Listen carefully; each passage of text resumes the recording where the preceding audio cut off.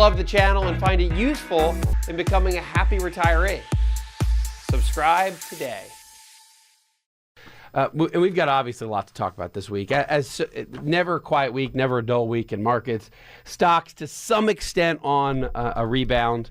Many days in a row, net positive, up for the week, a little over 2%. S&P 500 up 2.4%. NASDAQ up 2.7% on the week. The Dow up 2.3%. So a very constructive week, if you will. And we've had weeks this year where the market watches everything going on in Washington, and no matter what happens in Washington, whether it's good news or great news, the market takes it as a negative and heads south. And that didn't happen this week. Of course, we know that Trump left the Iran nuclear deal. And again, there was a lot of hoopla around it. And we knew for the most part that he was going to pull out of the Iran deal.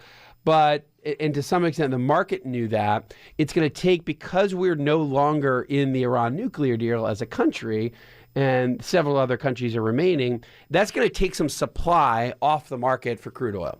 So they're obviously a large producer of oil. That's going to take away some of that oil supply on the world market. And of course, oil prices headed higher this week, partially because we pulled out of that deal.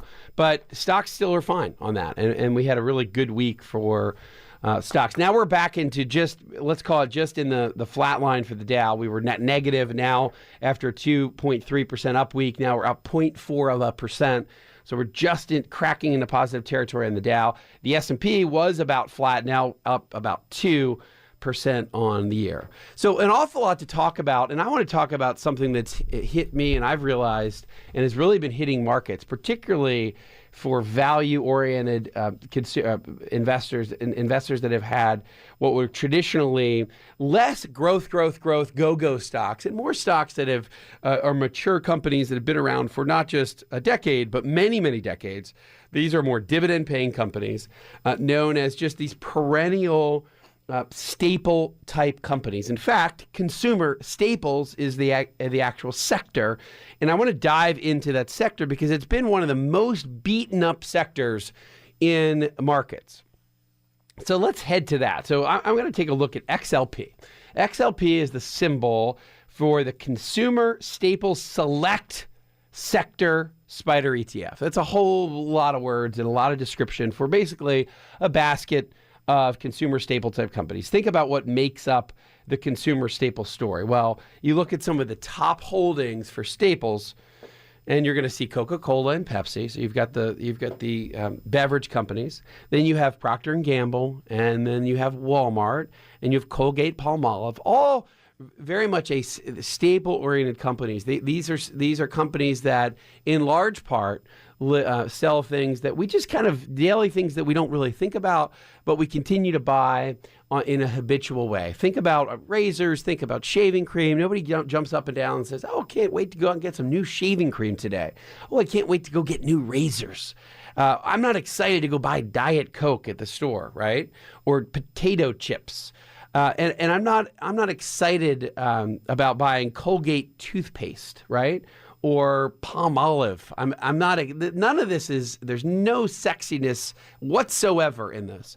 There's no brand new technology that's going to allow you to view all your favorite films in a new way.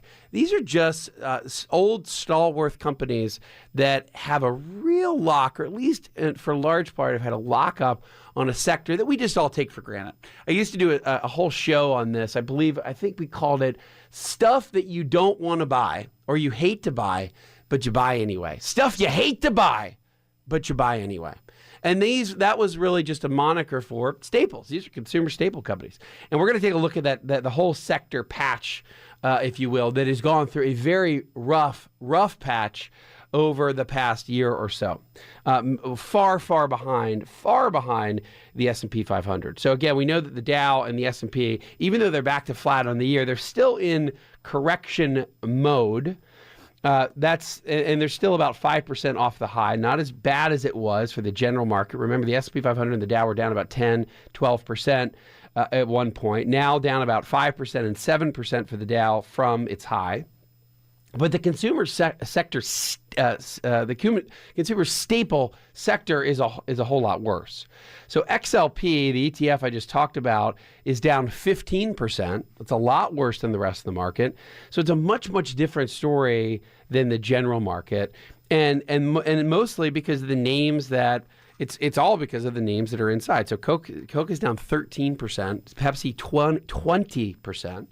Procter & Gamble is off 20% from its high. Walmart's off 23% off of its high. Colgate-Palmolive down 19%. So the stocks of these companies have gotten hit tremendously. And there's a lot of arguments why, and I'm going to go through a couple of those, but there's one main argument that we're going to focus in on today. So of course, you can always say that they got overvalued at some point. Too pricey for the earnings that they were producing. And we always talk here about how valuations matter, and they always matter when it comes to equities. And there was a point where arguably you were paying too many times ahead or too many multiples of what Procter & Gamble was really earning. And now that the stock is much lower, you're paying less of a multiple of those earnings. You could say, well, it's because interest rates are going up. Well, I own Procter & Gamble, Wes, because it paid me 3.25% every year, or 3.5%, kind of like a bond proxy. Certainly nothing like a bond in terms of risk, because there's certainly a lot more risk associated with equities. But hey, I owned it because it had a really nice dividend, or has a really nice dividend. Well, if interest rates go up, some of these dividend-paying companies get a little bit less attractive on a relative basis. So, hey, interest rates are going up. Well, less and less folks want to own companies like this because you can get a dividend or an interest payment somewhere else for less risk as rates go up. But the biggest cloud over all these companies has been, and you guessed it, the Amazon impact or the Amazon effect. And not just from the company Amazon, but from competition, from all the tiny but really powerful startup companies that actually can compete with these giant institutions. They don't compete on a large scale, but they may compete with one product line and make a great impact on that particular product line, or maybe against two product lines on these big companies. Think about razors. We're going to talk about some of that as Money Matter goes on today. So with that, we are, again, phone lines open. We'll take phone calls today, answer your questions. This is the best part about Money Matters, 404-872-0750. And when we return, continue this conversation on why consumer staples have gotten hit so hard when Money Matters return. Hi, I'm Wes Moss, and thanks for taking a minute to hear about what's so different about my new book, You Can Retire Sooner Than You Think. So unlike other retirement books, this book will give you a step-by-step guide, whether you're in your 20s or 30s or 40s or 50s, to learn from what these successful and happy retirees did to get there. I hope you enjoy the book, but more importantly, I know that it'll help you retire sooner than you think.